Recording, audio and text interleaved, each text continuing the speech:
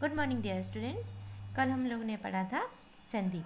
तो हमने जाना कि संधि किसे कहते हैं और संधि विच्छेद कैसे कहते हैं। ठीक है। और हमने ये भी जाना था कि संधि के कितने प्रकार होते हैं। संधि के 3 प्रकार हैं, स्वर संधि, व्यंजन संधि और विसर्ग संधि। तो अब हम पढ़ेंगे आज स्वर संधि किसे कहते हैं। स्वर संधि यानी कि जब संधि करते समय दो स्वरों का मेल होता है। जैसे कि हम लोगों ने कल देखा था कि पहले पद का आखिरी वर्ण और दूसरे पद का पहला वर्ण जोड़ा जाता है। अगर हम उनके स्वरों को जोड़ रहे हैं, यानी कि मेल होते समय यदि दोनों स्वर हैं और वे आपस में मिल रहे हैं तो हम उसे कहेंगे स्वर संधि, क्योंकि यह संधि स्वरों के बीच में की गई है।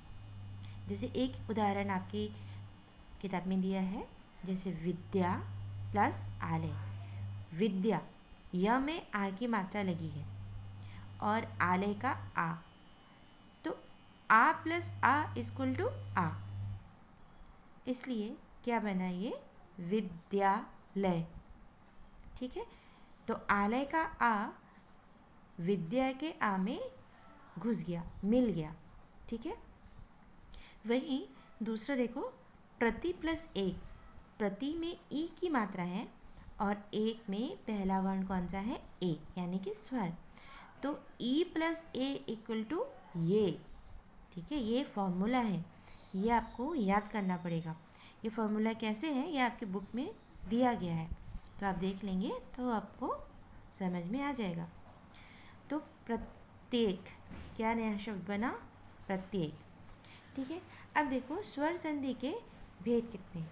स्वर संधि के 5 भेद हैं, दीर्घ संधि, गुण संधि, वृद्धि संधि, यण संधि और अयादि संधि। आज हम केवल स्वर संधि ही सीखेंगे। स्वर संधि पहला है दीर्घ संधि। दीर्घ यानी कि बड़ा।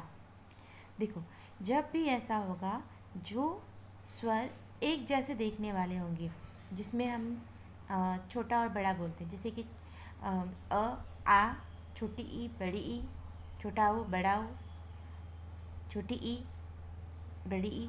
ठीक है। जैसे हम लोग कहते हैं, ऐसे स्वरों को हम दीर्घ संधि करेंगे। ठीक है, यानी एक साथ ये दोनों आएंगे, यानी कि छोटा वाला और बड़ा वाला एक साथ आएगा। तो यहाँ पे क्या होगा कि जब भी छोटा वाला बड़ा वाला एक साथ आए, यानी कि एक छोटा है एक बड़ा है, या दोनों छोटे हैं या दोनों बड़े हैं, या आगे वाला बड़ा है और पीछे वाला छोटा है, हमको ये याद रखना है कि अंत में जो होगा वो बड़ा वाला होगा। यानी कि पहला उदाहरण देखो, अ और आ का। ठीक है। जैसे अ छोटा है और आ बड़ा है, तो पहले में लिखा है अ प्लस अ, यानी कि दो छोटे छोटे ना, आ बड़ा वाला।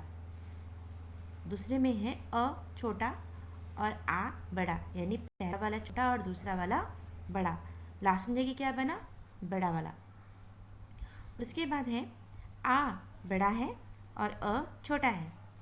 लास्ट में देखिए क्या बना, आ यानी बड़ा वाला। फिर दोनों बड़े हैं, आ प्लस आ यानी कि आ, इसमें भी बड़ा बना। ठीक है। तो हमें क्या याद रखना है इसका ट्रिक का, कि जब एक जैसे ही स्वर होंगे तो हमें ये याद रखना है कि दीर्घ संधि में कॉम्बिनेशन जो भी होगा, लेकिन आंसर हमारा बड़ा वाला ही होगा।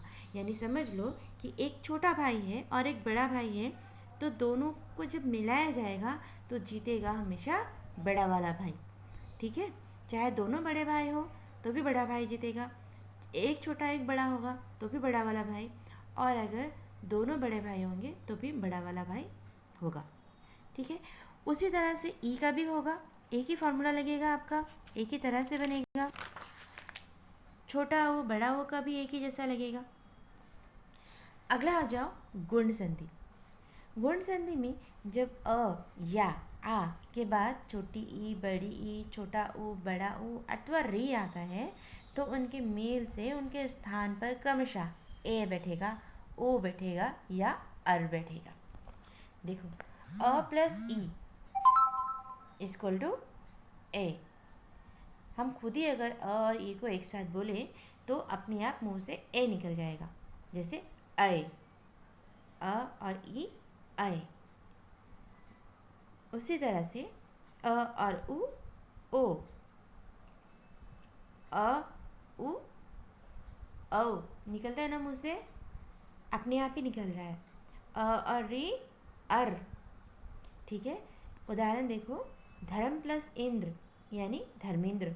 म के अंदर एक अ घुसा हुआ था और इंद्र का ई तो है ही, तो अ प्लस ई क्या बना है हमारा, ए, यानी कि वो ए की मात्रा बन गया, ए का स्वर घुस गया। उसी तरह से हित प्लस उपदेश, हितोपदेश, यानी कि त में जो अ था वो निकल कर ऊ के साथ मिलकर ओ बन गया, तो त के अंदर अब कौन सा स्वर घुसा हुआ है, ओ, इसलिए त में ओ की मात्रा लगी और उपदेश का बाकी के जितने वर्ण थे यानी प और देश वो तो है ही। उसके बाद अर यानी कि अ प्लस री, तो देव प्लस ऋषि, तो व में अ घुसा हुआ था और ऋषि का री, तो अ प्लस री इक्वल टू अर, तो ये क्या बन गया, देवर्षि। ठीक है।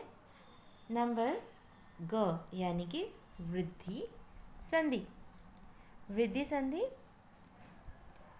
जब अ या आ के बाद ए या आय आए तो दोनों के मेल से आए, और ओ या औ उन आने पर दोनों के मेल से औ हो जाता है, यानी अ प्लस आई इक्वल टू आई, यानी कि बड़ा वाला बन गया।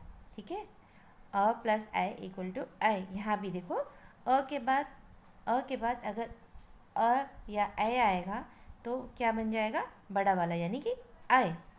उसी तरह से ओ या औ के साथ अगर ओ या औ आए तो क्या बनेगा, औ। ठीक है, जैसे एक प्लस एक इक्वल टू एक एक, वन प्लस औषध इक्वल टू वन औषध।